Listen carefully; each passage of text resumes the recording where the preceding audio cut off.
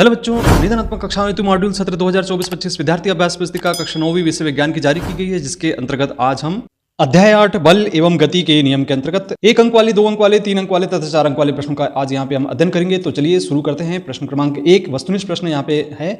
सबसे पहला प्रश्न जिसमें लिखा गया है कि वस्तु द्वारा अपनी गति अवस्था में परिवर्तन के विरोध को कहते हैं। तो यहाँ पे हम इसको कहते हैं जड़त्व। बा ऑप्शन इसका सही होगा। बल का एसआई मात्रक, तो इसका बच्चों एसआई मात्रक न्यूटन होता है।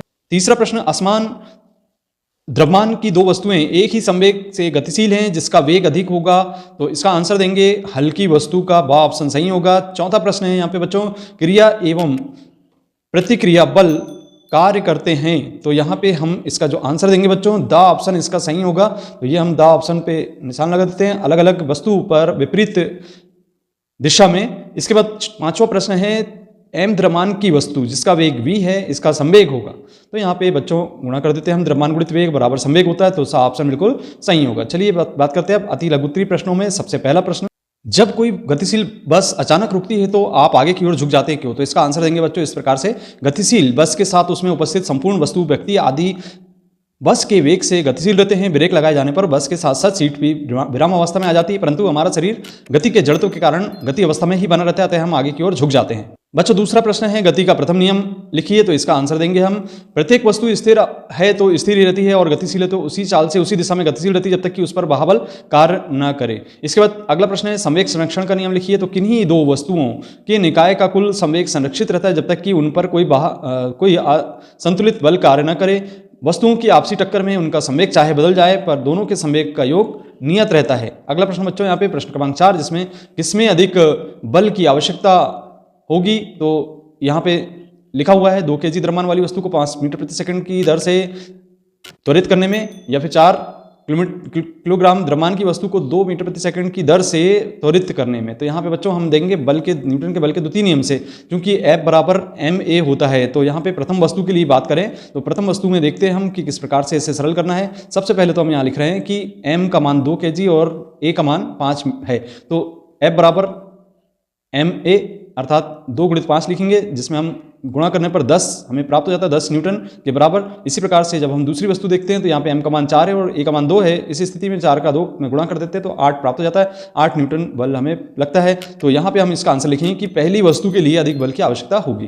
प्रश्न क्रमांक 5 में देख रहे हैं कि जब हम किसी भारी वस्तु पर बल लगाते हैं तथा वस्तु विराम अवस्था में ही रहती है, तो हमारे द्वारा लगाए गए जो बल को कौन संतुलित करता है, चित्र द्वारा स्पष्ट कीजिए। तो यहाँ बच्चों हम इस तरीके से लिख लेते हैं कि जब हम किसी भारी वस्तु को धकेलते या खींचते हैं, यहाँ पे आप देख रहे हैं यहाँ पे हम इसको धकेल रहे हैं या बल लगाते हैं तथा वस्तु विराम अवस्था में ही रहती है, इस स्थिति में हमारे द्वारा लगाए गए बल को घर्षण बल संतुलित रखता है। तो बच्चों यहाँ पे हम देख रहे हैं कि प्रश्न क्रमांक 6 जो कि 3 अंक में पूछा जा सकता है, यहाँ पे हम लिख रहे हैं कि न्यूटन की गति संबंधी द्वितीय समीकरण नियम लिखिए और सूत्र F बराबर ma की उत्पत्ति कीजिए। तो बच्चों इस तरीके से हमें इसे लिखना है। यहाँ पे आप न्यूटन की गति का द्वितीय नियम देख रहे हैं, लिखा हुआ है कि किसी वस्तु के संवेग में परिवर्तन की दर को वस्तु पर आरोपित असंतुलित बल के समानुपाती एवं वस्तु की दिशा में होती है।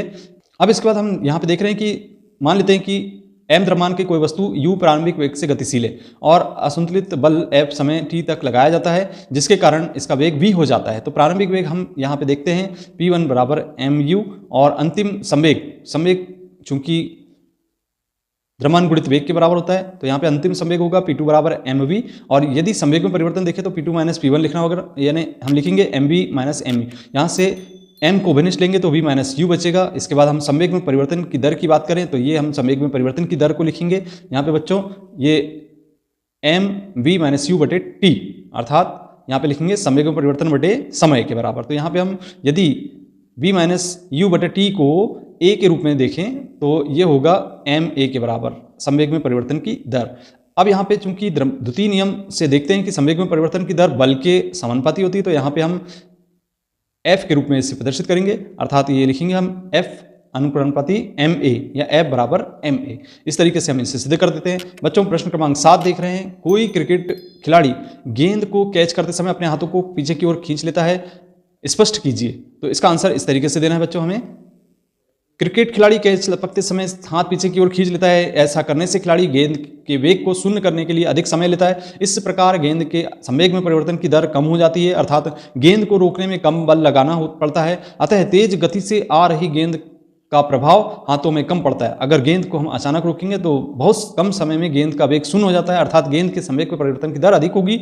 इसलिए कैच लपकने में अधिक बल लगाना पड़ेगा, जिसके कारण हाथों में चोट भी लग सकती है। बच्चों अगला प्रश्न यहाँ पे देख रहे हैं, प्रश्न क्रमांक 8, जिसमें एक न्यूमेरिकल्स दिया गया है। यहाँ पे हम ध्यान से पढ़ते हैं इस क्वेश्चन को कि एक 2 किलोग्राम की वस्तु 2 सेकंड के लिए नियत बल कार्य करता है और इसके वेग को हम 3 मीटर प्रति सेकंड और 7 मीटर प्रति सेकंड कर देते हैं तो लगाए गए बल की मात्रा होगी। तो यहाँ पे चूंकि F बराबर ma होता है और यदि हम देखें तो यहाँ पे हम इसे m into v minus u बटे टी भी लिखते हैं, क्योंकि a बराबर यहाँ पे माइनस यू बटे टी होता है। अब m का मान 5 ज्ञात है और u का मान 3 और v का मान 7 है। इस तरीके से समय दिया गया है 2 सेकेंड, तो t बराबर 2s हम मान रख देते हैं इस सूत्र में, जैसा कि हम ऊपर देख रहे हैं यहाँ पे ये सूत्र, इसमें हम सभी का मान रख देते तो यहाँ होगा 2 गुणित 7 ऋण 3 बटे 2, अर्थात यहाँ पे हम देख रहे हैं कि ये सूत्र हमारे पास ज्ञात है, हम सभी का मान रख देते हैं यहाँ पे बच्चों। तो यहाँ लिखेंगे 2 गुणित 7 ऋण 3 बटे 2 और यहाँ से 2 से 2 कैंसिल कर देते हैं, 7 में से 3 घटा देते हैं तो 4 हमें प्राप्त हो जाता है। तो F बराबर 4 न्यूटन हमें प्राप्त हो जाता है। बच्चों अगला प्रश्न है यहाँ पे 9वें नंबर का, जिसमें 2 kg के पिस्टल से 20 ग्राम की गोली 150 मीटर प्रति सेकंड के वेग से छोड़ी जाती है। पिस्टल पीछे की ओर हटने में वेग ज्ञात कीजिए। तो यहाँ पे हम देख रहे हैं कि गोली और पिस्टल की प्रारंभिक वेग शून्य आते हैं, प्रारंभिक वेग भी संवेग भी शून्य होगा और गोली दागने के बाद गोली में वेग 150 मीटर प्रति सेकंड है। 20 ग्राम को हम किलोग्राम में बदल देते हैं तो इसमें हम 1000 का भाग देंगे तो 0.2 kg प्राप्त हो जाएगा। अब यदि हम गोली का संवेग ज्ञात करते हैं, द्रव्यमान गुणित वेग अर्थात 150 गुणित 0.02 रखेंगे तो यहाँ पे 3 किलोग्राम मीटर प्रति सेकंड प्राप्त हो जाता है। यहाँ मान लेते हैं कि पिस्टल का जो वेग है वो v है, तो पिस्टल का द्रव्यमान 2 kg है। तो यहाँ हम देखते हैं कि पिस्टल का जो संवेग है ये हमें ज्ञात है, हमने किए हैं, और इसके बाद गोली छूटने के बाद संवेग यहाँ पे 3-2v के बराबर हो जाएगा। संवेग संरक्षण के नियम से गोली छूटने के बाद अर्थात संवेग इतना है और गोली छूटने से पहले 0 था, इस तरीके से v का मान हम यहाँ पे निकाल लेते हैं तो ऋण 1.5 मीटर प्रति सेकंड प्राप्त हो जाता है। यहाँ ऋण का चिन्ह दर्शाता है कि पिस्टल का वेग गोली की विपरीत दिशा में रहेगा। अब चलिए बच्चों प्रश्न क्रमांक 10 इसी प्रकार से हल करते हैं न्यूमेरिकल्स को। तो 30 मीटर प्रति सेकंड यहाँ पे देख रहे हैं चाल से चल रही है, ब्रेक लगाने पर यह जो कार है वह 4 सेकंड का समय लेती है और कार पर ब्रेक लगाए जाने पर बल की गणना करना है। यात्रियों सहित कार का द्रव्यमान 1000 किलोग्राम है। तो यहाँ पे हम F बराबर ma जानते हैं और चूंकि a का मान यहाँ से हम रख देते हैं और यहाँ पे देखते हैं कि ज्ञात है हमें m बराबर 1000 किलोग्राम, b बराबर 0 और u बराबर 30 मीटर प्रति सेकंड और समय t का मान यहाँ पे ज्ञात है 4 सेकंड। इस तरीके से हम मान रख देते हैं सभी का। तो ये 1000 0 ऋण 30 ये सूत्र में मान रखना है, ये जो ज्ञात हो रहा है हमें इस सूत्र में मान रखेंगे। जैसे ही मान रखेंगे तो ये हमें f का मान प्राप्त हो जाएगा ऋण 7500 न्यूटन। तो यहाँ ऋण का चिन्ह दर्शाता है कि बल कार की गति के विपरीत दिशा में लग रहा है।